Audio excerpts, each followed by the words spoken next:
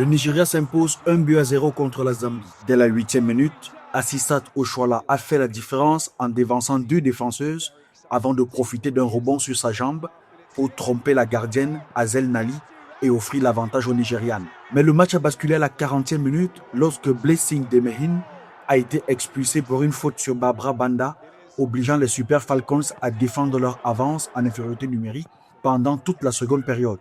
Malgré la domination zambienne, le Nigeria a tenu bon pour décrocher une victoire précieuse. What made the difference was our determination to ensure that we picked the 3 points. Ce qui a fait la différence, c'est notre détermination à aller chercher les 3 points, surtout après avoir connu le résultat de notre dernier match.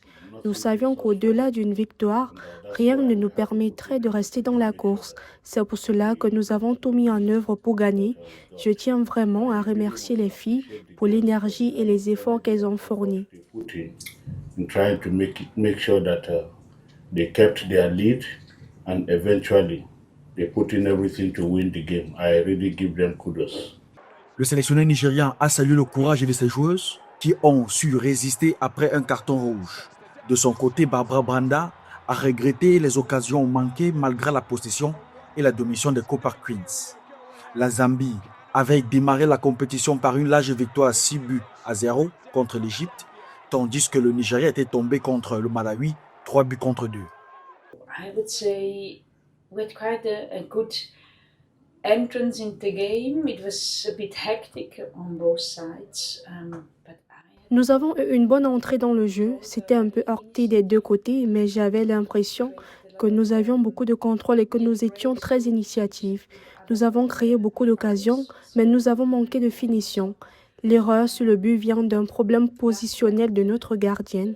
Nous avons ensuite profité de la carte rouge pour passer en 4-4-2 et être plus dominants, mais nous n'avons pas réussi à concrétiser. the issue we had is that we started a bit back to Chipante football. Avec ce résultat, le groupe s'est totalement relancé. La dernière journée, mercredi le 5 août 2026, sera décisive. Les 2 premières places sont qualificatives pour les quarts de finale et toutes les équipes, à l'exception de l'Égypte, peuvent encore y prétendre. Le Malawi remporte son duel contre l'Égypte pour la seconde journée de la phase de poule de la CAN féminine. Les Scorchers ont ouvert la marque à la 35e minute par Rose Kadiere, parfaitement servi par Temwa Shawinga, avant que Faith Chizimu ne double la mise dans le temps additionnel de la première période sur un ballon repoussé par la gardienne. Mais la rencontre a basculé à la 52e lorsque Rose Alufandika a écopé d'un carton rouge pour une faute sur Abiba Essam, obligeant les Scorchers à évoluer en infériorité numérique pour le reste de la partie. Je suis très honoré d'être élue joueuse du match, mais ce prix est avant tout collectif. Sans mes coéquipières, je n'aurais pas pu marquer. Le carton rouge nous a soudés et nous avons montré que nous avons du cœur. Nous sommes fiers de représenter le Malawi et nous voulons continuer à écrire cette histoire. Malgré ce handicap, Temwa Shawinga a inscrit son 3e but du tournoi à la 69e minute sur une contre-attaque fulgurante. L'Égypte a sauvé l'honneur par Enam Kassem à la 71e minute sur une tête décroisée. Au thème de la rencontre, Rose Kadiere, élue joueuse du match, a souligné la fierté de tout le groupe. Le Malawi est un pays qui n'a jamais joué à la CAN d'Afrique féminine.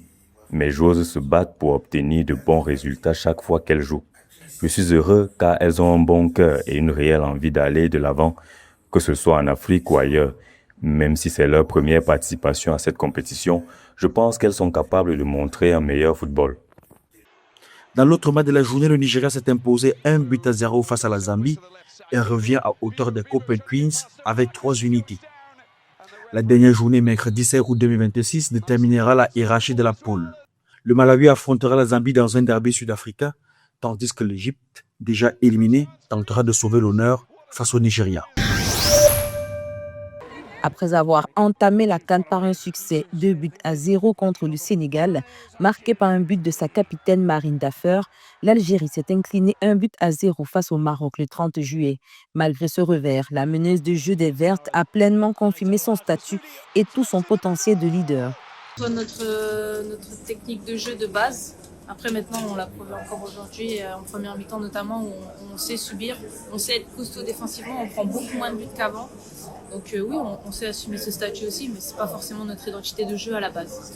Née en 1994, la footballeuse franco-algérienne Marine Daffer évolue comme milieu de terrain ou latéral gauche à Bristol City en Angleterre après une solide carrière en division 1 française à Fleury.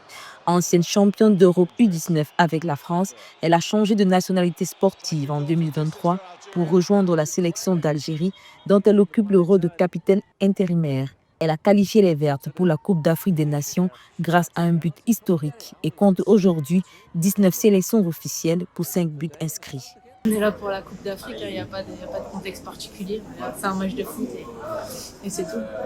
Actuellement deuxième de leur poule, les joueuses algériennes n'ont besoin que d'une victoire face au Kenya le 3 août pour valider officiellement leur place en quart de finale et continuer à rêver de leur objectif mondial.